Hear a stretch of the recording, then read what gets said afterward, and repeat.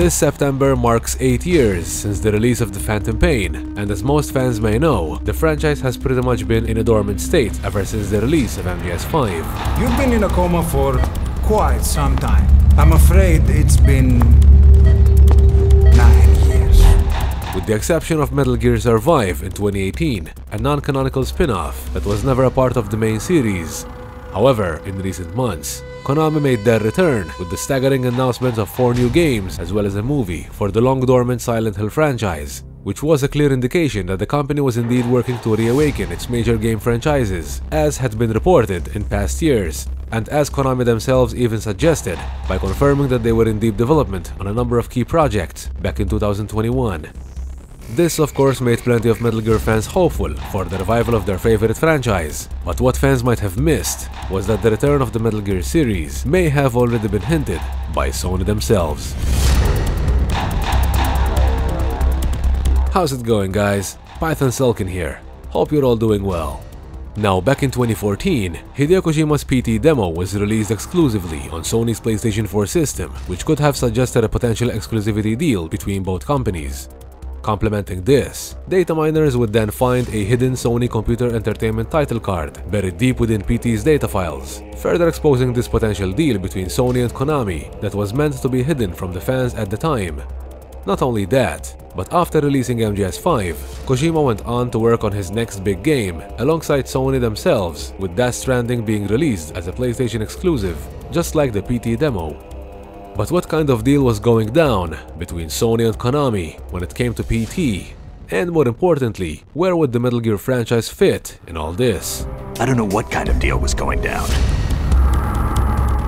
Remember the Sony Commercial released in November of 2016? Numerous Metal Gear logos were actually placed as banners in the King's Halls, logos coming straight from MGS5, such as the Outer Heaven logo, Fox, and XOF, as well as the Foxhound logo, which as fans may know was not yet featured in MGS5, and should be featured where the story is heading next after the Phantom Pain. These logos were featured by Sony over 1 year after MGS5's release, and this came at a time when the fate of the franchise was pretty much uncertain, so it was definitely interesting seeing PlayStation present us all these logos from the Metal Gear series, especially after Sony's potential exclusivity deal with Konami on PT back in 2014. And once we're speaking of PT being exclusive, Konami's recently announced Silent Hill 2 remake was even confirmed to be released as a PlayStation exclusive. Whether it'll be released on other platforms at a later time remains to be seen, but this scenario seems to be exactly the same as what Sony and Konami were already doing in 2014. And if Konami and Sony are indeed working together, the fate of the Metal Gear franchise will certainly be interesting to say the least.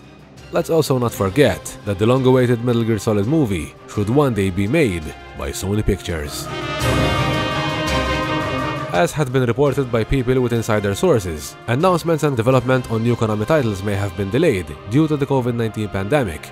But now that we've seen Konami reawaken the Silent Hill franchise, it should only be a matter of time until we get to experience the return of Metal Gear, possibly in the months to come.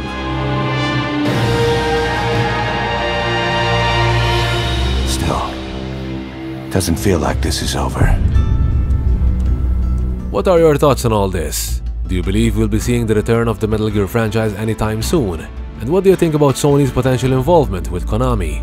Make sure to let us know in the comments section down below. We hope you enjoyed this video, and for all things Metal Gear, hit that like button and make sure to subscribe to our channel. We'll be sure to return the favor with content you won't find anywhere else. Thank you all for watching. Until we meet again, PythonSelkan out.